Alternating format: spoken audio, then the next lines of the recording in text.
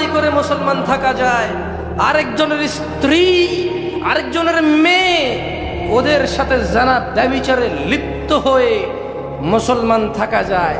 তোমরা জেনে রাখো, নামাজ না পড়ে মুসলমান থাকা যায় না। তোমরা জেনে রাখো, নামাজ না পড়ে মুসলমান থাকা যায় না। ভাগ্য আমাদের অনেক ভালো যে আমাদের আলেম ওলামারা এখনো তোমাদের পরোয়া করে, আমাদের বক্তারা এখনো তোমাদেরকে ভালোবেসে নরম সুরে বুঝায়। তোমাদের ভাগ্য অনেক ভালো, তাই তোমরা এখনো নিজেকে মুসলিম মনে করো। তবে আমি একটু ভিন্ন লোক। আমি তাই বলবো, একজন বেনামাজিকে যা মুস্তাফা সাল্লাল্লাহু আলাইহি সাল্লাম বলেছে, যদি জামশেদ মজুমদার কিছু বলে সেটা তোমরা বাদ দাও, ফেলে দাও। যদি মুহাম্মদ সাল্লাল্লাহু আলাইহি সাল্লাম বলে মেনে নেবে তো? মুহাম্মদ সাল্লাল্লাহু আলাইহি সাল্লাম বললে মেনে নিবে?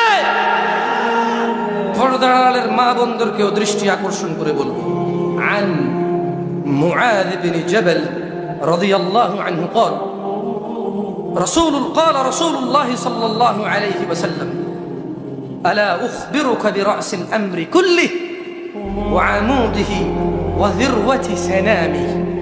মুআয ইবনে জাবাল রাদিয়াল্লাহু আনহু থেকে বর্ণিত, তিনি বলেন, আল্লাহর নবী সাল্লাল্লাহু আলাইহি ওয়াসাল্লাম বলেছে, আমি কি সমস্ত কাজের মূল, স্তম্ভ ও সর্বোচ্চ শিখর সম্পর্কে তোমাদেরকে জানাবো না?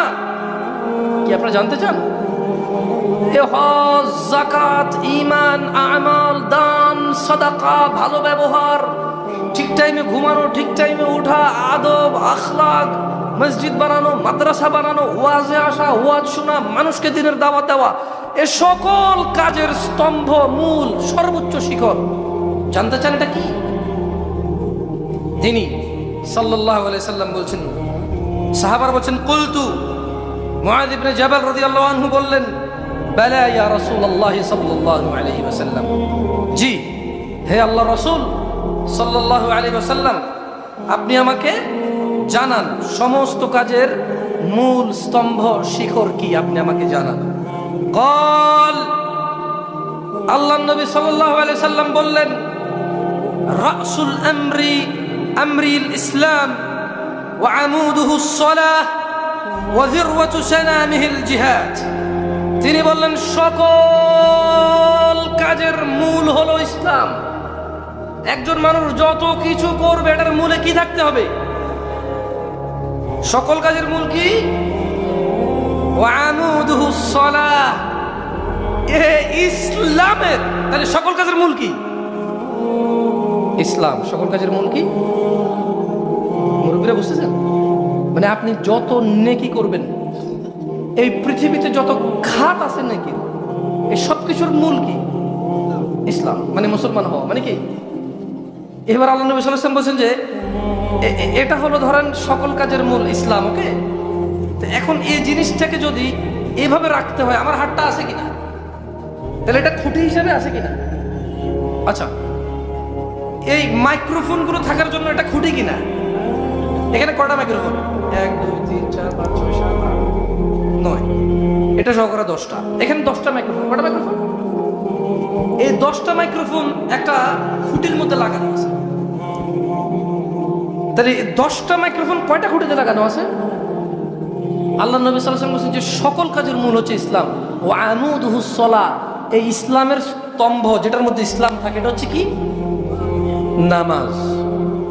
তাহলে আপনি বুঝতেছেন, যার নামাজ নাই তার ইসলামের স্তম্ভই নাই।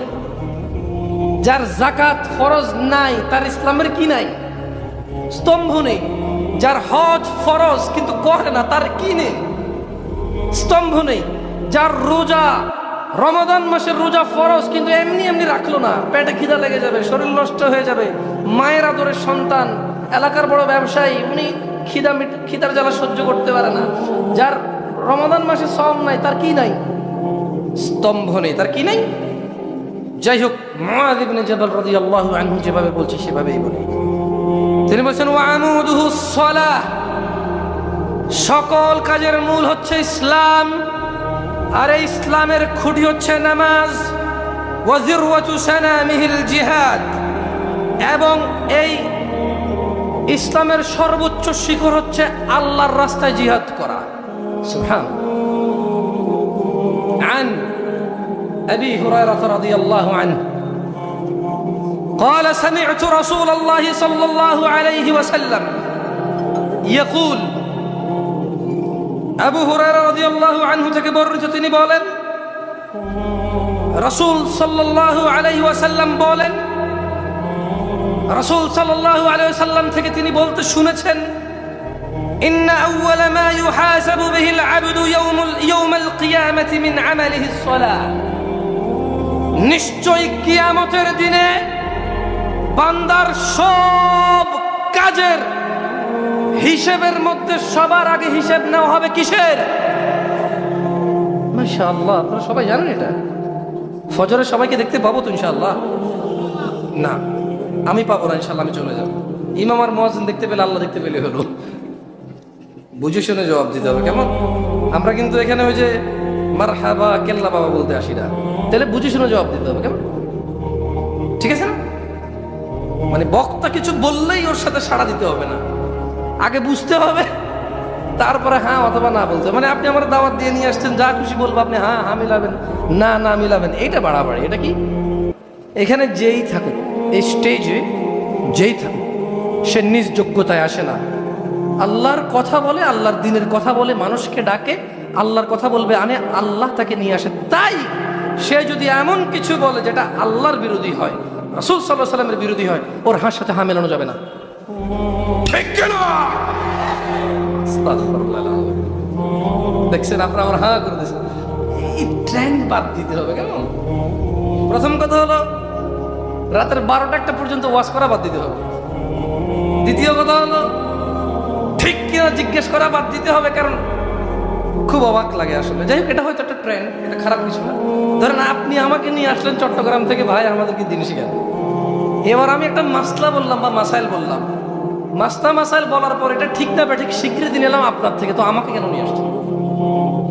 মূল ফতোয়া যদি আপনি দিতে হয় যে ঠিক বা ঠিক বলে, তো আমার কাজ কি? বুঝতে পারেননি?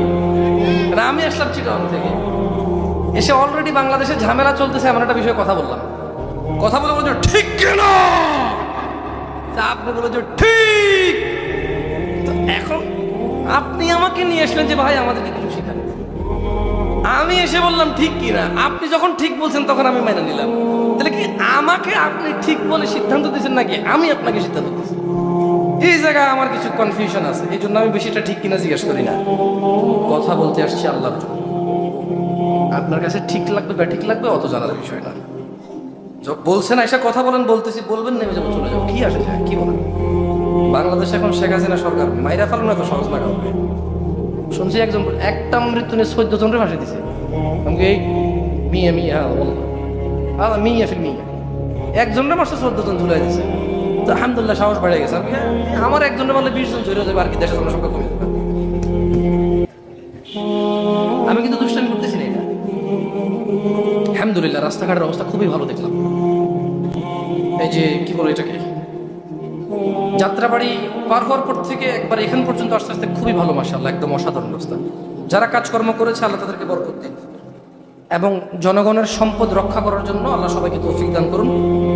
যারা এই কাজকর্ম থেকে নিজেদের স্বার্থ উদ্ধারের জন্য জনগণের সম্পদ নিয়ে গ্রাস করবে, আল্লাহ তাদেরকে হিদায়াত দিন। আর যারা পরিপূর্ণভাবে মানুষের সেবার জন্য কাজ করবে, আল্লাহ তাদেরকে আরো বরকত দিন। তো তাহলে এখানে যে কথা বলতে আসছি, আপনার ঠিক লাগলেও ঠিক, না লাগলেও ঠিক, আপনার ব্যাঠিক লাগলেও কিছু করার নাই। বলছেন ভাই আসেন কথা বলেন, আসছি, বলবেন যে ভাই কথা বলা লাগবে না, নেমে চলে কি আসবে, আমার কি বলেন? তাহলে عن أبي هريرة رضي الله عنه قال আবু হুরায়রা রাদিয়াল্লাহু আনহু থেকে বর্ণিত, তিনি বলেন সামি'তু রাসূলুল্লাহ সাল্লাল্লাহু আলাইহি ওয়াসাল্লাম, আল্লাহ নবী সাল্লাল্লাহু আলাইহি ওয়াসাল্লামকে বলতে শুনেছি, তিনি বলেন ইন্না আউওয়ালা মা ইউহাসাবু বিহিল আবদু ইয়াওমাল কিয়ামাতি মিন আমালিহিস সালাহ, নিশ্চয়ই বান্দার কিয়ামতের বিচারের মাঠে সবচাইতে প্রথমে হিসাব নেওয়া হবে নামাজের।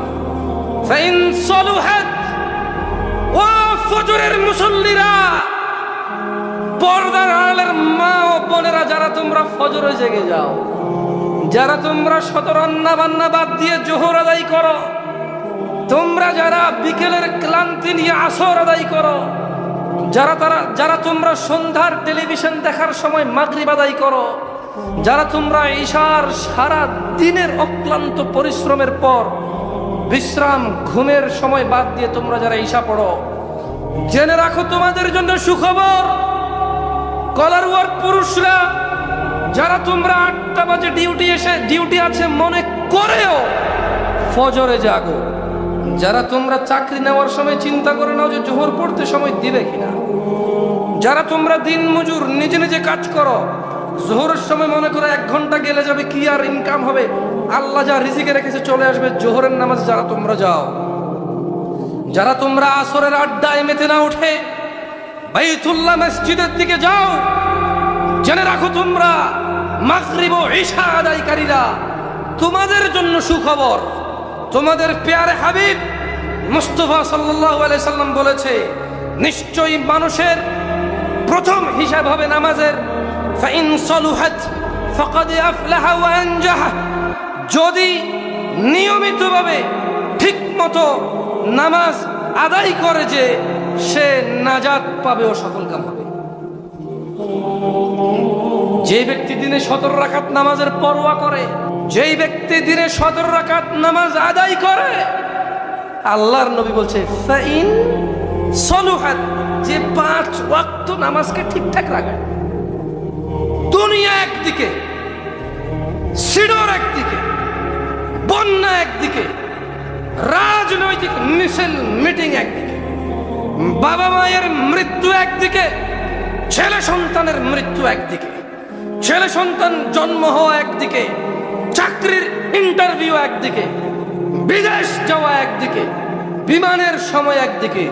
ফাইন সালুহাত, যে দিনে 5 বার 17 রাকাত নামাজের ঠিকঠাক বন্দোবস্ত করে, ফাকাদ আফলাহা ওয়া আনজাহা, সে সফল হবে, সে নাজাত পাবে। সুবহানাল্লাহ।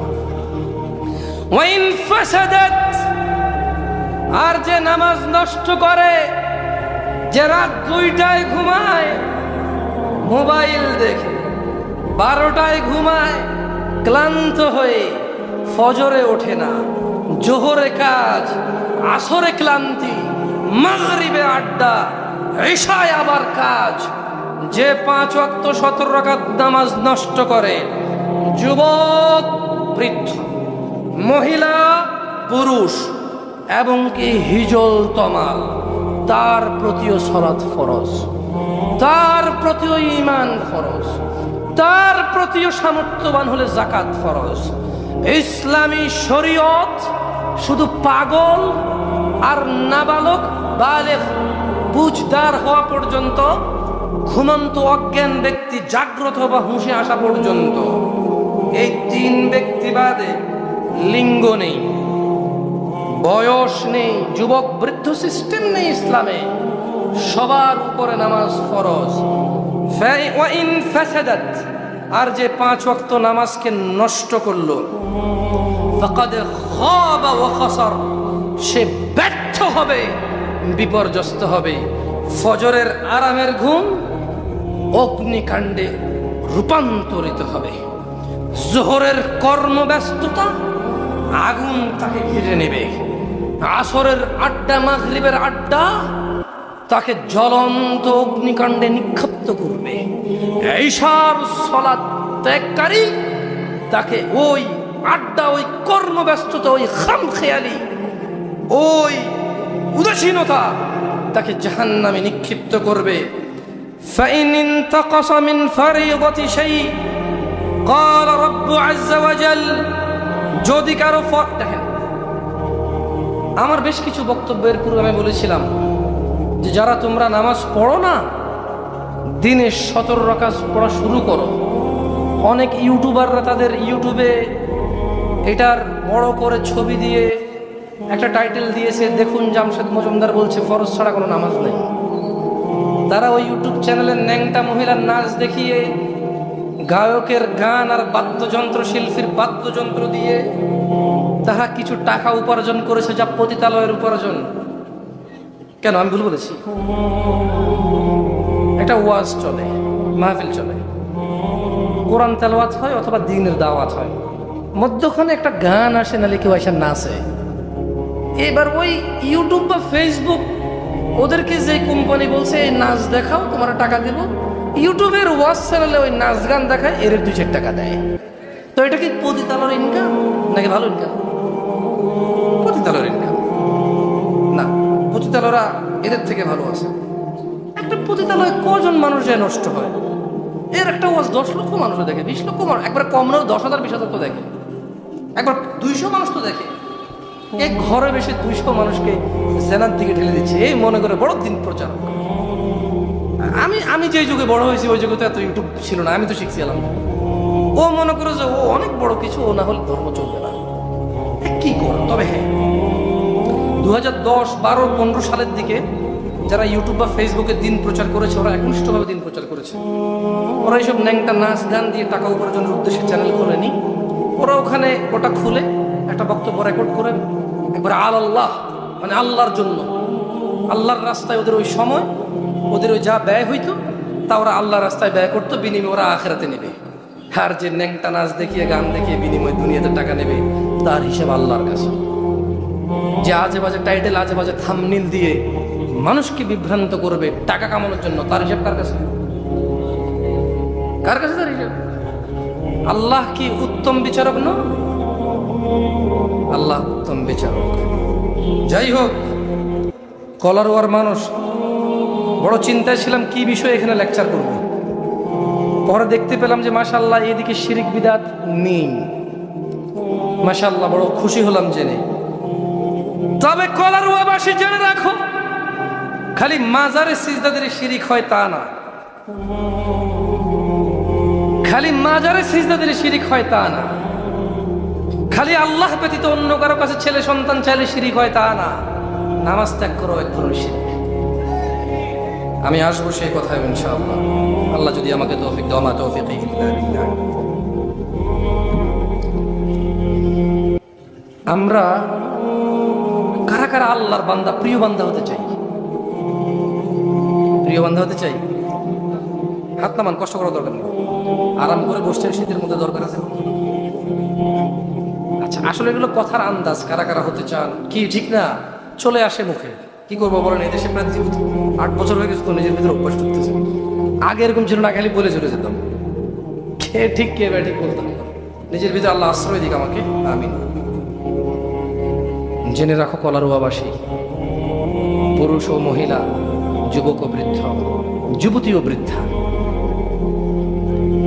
আল্লাহ সুবহানাহু ওয়া তাআলার অত্যন্ত প্রিয় হওয়ার সবচাইতে সহজ, যার জন্য অর্থ লাগে না, সম্পদ লাগে না, বছরের পর বছর অপেক্ষা করা লাগে না, 10 কিলোমিটার 20 কিলোমিটার হেঁটে যাওয়া লাগে না, 1 ঘন্টা সময় ব্যয় করতে হয় না, সব চাইতে সহজ ও সব চাইতে উন্নত, সব চাইতে উত্তম মাধ্যম হচ্ছে সালাহ, নামাজ।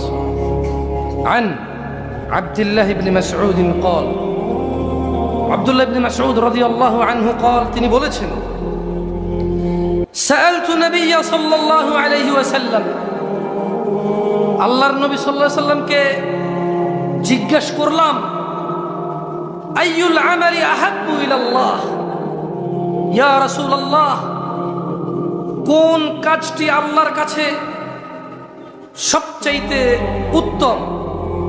قال, আল্লাহর নবী সাল্লাল্লাহু আলাইহি ওয়াসাল্লাম বললেন, as-salatu ala waqtiha। ও আব্দুল্লাহ ইবনে মাসউদ, আল্লাহর কাছে সবচাইতে প্রিয় কাজ, প্রিয় আমল হচ্ছে তুমি ওয়াক্ত মতো নামাজ পড়বে। আমরা কি ওয়াক্ত মতো নামাজ পড়ি? আল্লাহ আমাদেরকে পড়ার তৌফিক দান করুন। এখানে কি এমন কেউ আছে যার গুনাহ নাই? এখানে কি আমরা এমন কেউ এটা বলতে সক্ষম যে আমাদের গুনাহ নেই?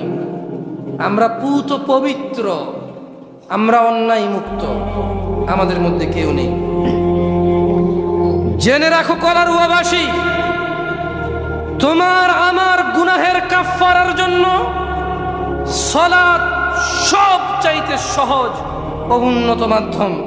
আন আবি হুরায়রা রাদিয়াল্লাহু আনহু আবু হুরায়রা রাদিয়াল্লাহু আনহু থেকে বর্ণিত আন্নাহু সামিআ রাসূলুল্লাহ সাল্লাল্লাহু আলাইহি ওয়াসাল্লাম ইয়াকুল, তিনি আল্লাহর রাসূল সাল্লাল্লাহু আলাইহি ওয়াসাল্লাম থেকে বলতে শুনেছেন, আরাআইতুম লাউ আন্না নাহরান বিবাবি আহাদিকুম ইয়াগতাসিলু ফীহি কুল্লা ইয়াওমিন খামসা মা তাকুলু যালিকা ইউবকি মিন দারানিহি قالوا لا يبقي من درنه شيئا قال فذلك مثل الصلوات الخمس يمحو الله به الخطايا।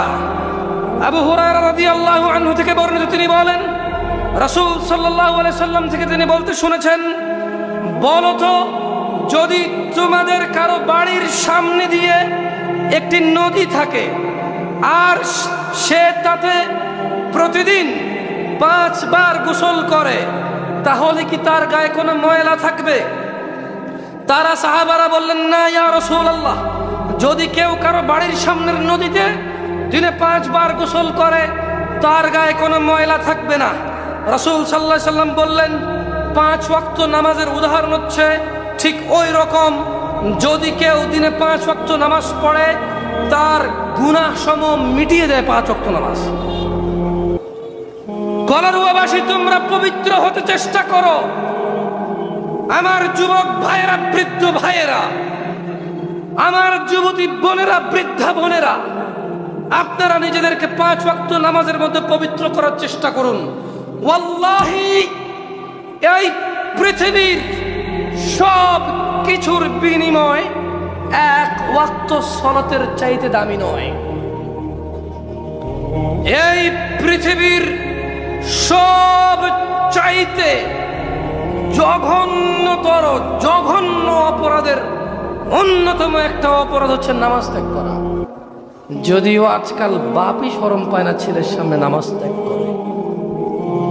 যদিও আজ 2022 সাল,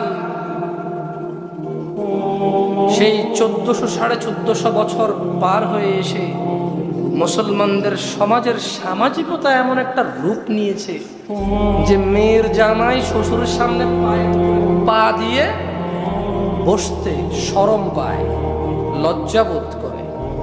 ছেলে তার বাবার সামনে পায়ের উপরে পা দিয়ে বসতে লজ্জা পায়, শরম বোধ করে। বাবাও শরম পায় না, ছেলেও শরম পায় না, খালি নামাজ ছেড়ে দিলে। অথচ পৃথিবীর জঘন্যতম অপরাধ ঈমান আনার পর দ্বিতীয় রকমের সালাত, যার কোনো পরোয়াই আমাদের মুসলিম সমাজে এখন আমরা দেখতে পাই না। অথচ এই দেশের মানুষ আমরা সম্মান পাওয়ার জন্য, মর্যাদা পাওয়ার জন্য মারহাবা মারহাবা, আমার অমুক ভাই এই মসজিদে 10 ব্যাগ সিমেন্ট দিয়েছে, মারহাবা সুবহানাল্লাহ, মর্যাদা বৃদ্ধির জন্য কত কিছু করে। স্কুল, মাদ্রাসা, কল কারখানা, রাস্তা, পুল, কালভার্ট, নিজের চরিত্রটাকে ভালো রাখার জন্য 30 বছর যুবক বিয়ে করেনি এখনো, কিন্তু কোনো অবৈধ কাজও সে লিপ্ত হয়নি। মাশাআল্লাহ। কেন? তার ইজ্জত, তার কাছে তার মান সম্মান তার কাছে অনেক বড়, সেটা অনুভব করে, এবং এলাকায় তার ভালো সুনাম আছে যে না, সে কোনো মহিলা কেলেঙ্কারিতে নেই। বয়স 30 বছর, এর চাইতে ভদ্র নম্র আমাদের গ্রামে আর একটা নাই। ওই ভদ্র ছেলেটাই নামাজ পড়ে না। একজন মানুষ যেই সমাজে নামাজ না পড়ে ভদ্র থাকতে পারে, সেই সমাজে নামাজের কি প্রয়োজন আছে?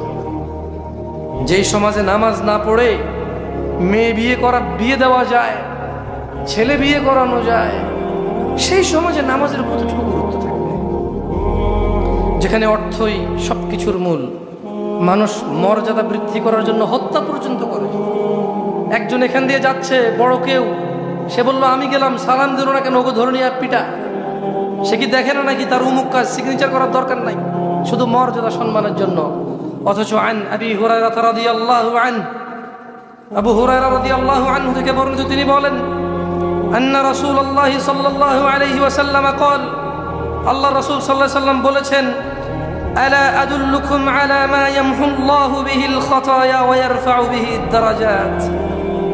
আমি কি তোমাদের বলবো না আল্লাহ তাআলা কি দিয়ে গুনাহ মুছে দেন এবং মানুষের মর্যাদা বাড়িয়ে দেন? শুনবেন? ক্বালু বালা ইয়া রাসূলুল্লাহ, সাল্লাল্লাহু আলাইহি ওয়াসাল্লাম। সাহাবারা বলেন, ইয়া রাসূলুল্লাহ, আপনি আমাদেরকে বলেন কি দিয়ে আমাদের গুনাহ ক্ষমা হয়ে যাবে, আমাদের মর্যাদা বৃদ্ধি পাবে? قال الاسباغ الوضوء على المكاره।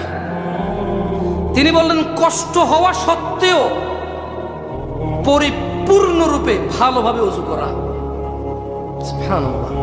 ঠান্ডা, এই যে এখন ঠান্ডার দিন, প্রচুর কষ্ট হবে ওযু করতে।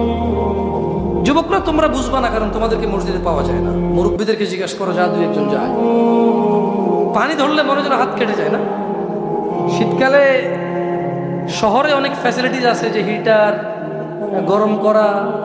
অনেকের ছেলের বউরা মাশাআল্লাহ, আল্লাহ ওদেরকে কবুল করেন। আল্লাহ ওই সব ছেলের বউদেরকে তাদের ঘরে আল্লাহ নিয়ামত দান করুন, যারা তাদের শ্বশুর শাশুড়িকে একটু শীতকালে গরম পানি করে দেয়, একটু খাতা খাতা ঠিক করে দেয়। আল্লাহ ওদের উপর আল্লাহ সন্তুষ্ট হন।